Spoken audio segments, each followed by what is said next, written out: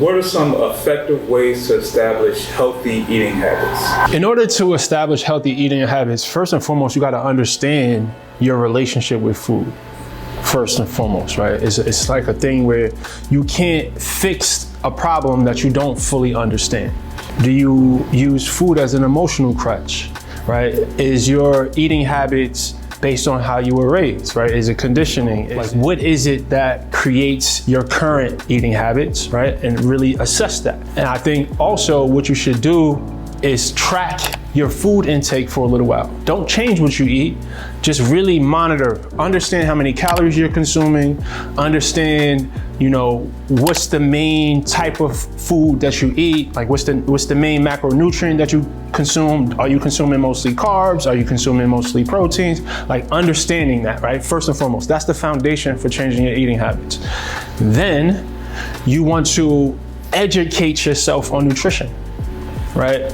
Again, you can't address a problem that you don't understand the solutions to, right? If you don't understand nutrition, if you don't understand how nutrition affects your body, if you don't understand how eating certain foods affects your energy levels, affects your sleep, affects your mood, affects your mental health, understanding these things are gonna give you more guidance on the direction, because eating healthy looks different for every person, right? So that's more on the foundational level of things you should consider when you're trying to improve your eating habits. First and foremost, you want to eat as much whole foods as possible. That's the first place to start, right? Meaning you want to eliminate as much processed foods as possible.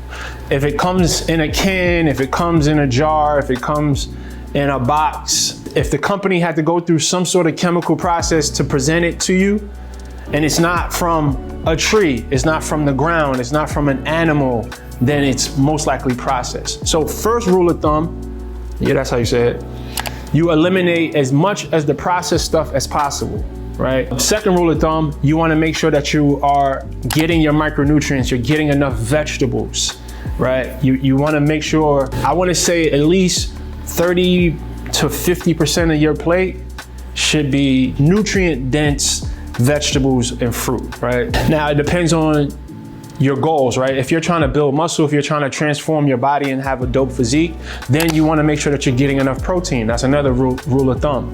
I tell people that you wanna get 0.75 grams of protein per pound of body weight. So that means if you weigh 200 pounds, you wanna be getting at least 75 grams of protein.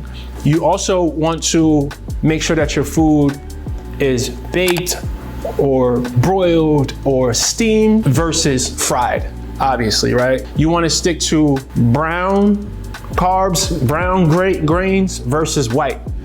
Anything white normally is processed. White bread, white rice is processed, right? You want to develop what I call calorie awareness, right? A lot of the time we have trouble managing our weight because we have no clue how many calories we're eating.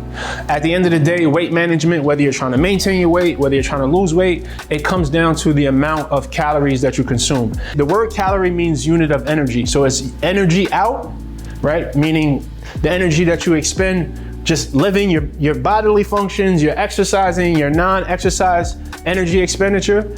That's your energy out versus your energy in, meaning the amount of calories that you consume. So as a rule of thumb, if you want to maintain your weight, you want to be consuming the same amount of calories as you're expending.